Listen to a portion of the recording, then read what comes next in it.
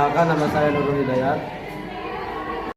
Alat dan bahan yang kami gunakan: gelas kimia, termometer, statif dan klem, pembakar spiritus, kaki 3 dan kasa, penjepit kayu, gelas piala ukur, stopwatch. Untuk bahan, kami menggunakan air, bahan cair lain, bahan bakar. Tujuan melaksanakan praktik titik didih. Yang pertama, menentukan suhu titik didih dari suatu zat murni, misalnya air, secara eksperimen. Yang kedua, mengamati perubahan wujud dari cair ke gas ketika zat dipanaskan. Dan yang ketiga, memahami konsep titik didih sebagai suhu ketika tekanan uap cairan sama dengan tekanan luar. Tujuan praktikum penentuan titik beku. 1. Mengetahui dan menentukan titik beku pelarut, misalnya air, baik dalam keadaan murni maupun setelah dicampur dengan zat larut. 2. Mempelajari pengaruh penambahan zat larut terhadap titik beku pelarut melalui konsep penurunan titik beku. Freezing point depression. 3. Mengamati perbedaan perilaku pembekuan antara pelarut murni dan larutan. 4. Mengenal sifat koligatif larutan, yaitu bahwa penurunan titik beku bergantung pada jumlah partikel zat terlarut, bukan jenisnya. 5. Melatih keterampilan penggunaan alat laboratorium seperti termometer, beker gelas, dan alat pendingin atau es batu dalam pengukuran suhu.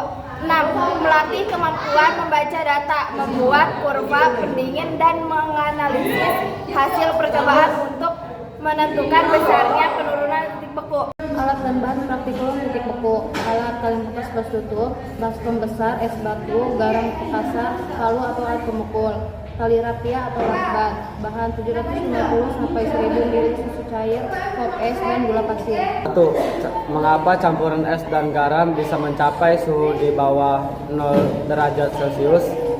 Campuran es dan garam bisa mencapai suhu di bawah 0 derajat Celcius karena garam menurunkan titik beku air. Ketika garam ditaburkan ke atas es, garam mengganggu ikatan antara molekul air yang sedang membeku.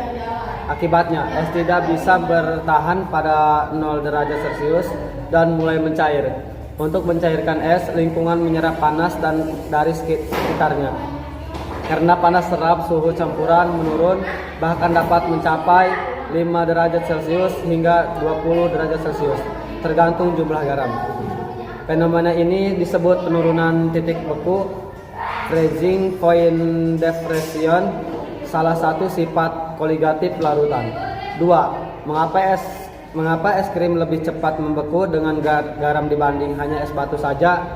Es krim lebih cepat membeku dengan garam karena garam menurunkan titik beku air, sehingga campuran es garam bisa mencapai suhu lebih rendah dari 0 derajat Celcius. Suhu ini lebih dingin daripada es biasa, 0 derajat Celcius, sehingga mampu menyerap panas dari adonan es krim lebih cepat dan lebih besar.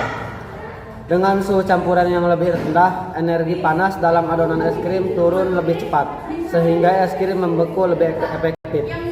Tanpa garam, es hanya berada pada 0 derajat Celcius yang seringkali tidak cukup rendah untuk membekukan adonan es krim dengan cepat.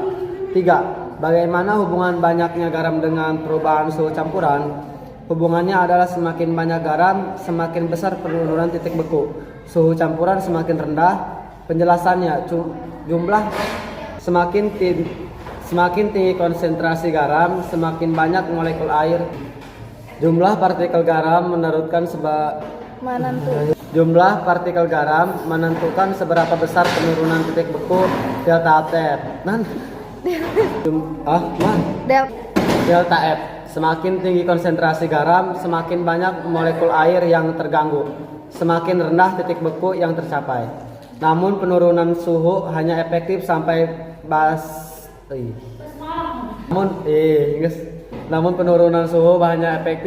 batas tertentu. Jika terlalu banyak garam, es akan mencair lebih cepat daripada menurunkan suhu, sehingga efek pendinginan menjadi kurang optimal. Jelaskan hubungan antara konsentrasi larutan dengan kenaikan titik didih. Hubungan antara konsentrasi larutan dan kenaikan titik didih adalah berbanding lurus, artinya semakin tinggi Jelaskan hubungan antara konsentrasi larutan dengan kenaikan titik didih. Yaitu hubungan antara konsentrasi larutan dan kenaikan titik didih adalah berbanding lurus, artinya semakin tinggi konsentrasi zat terlarut, semakin besar kenaikan titik didih larutan tersebut. Bahaya dengan yang lebih logika.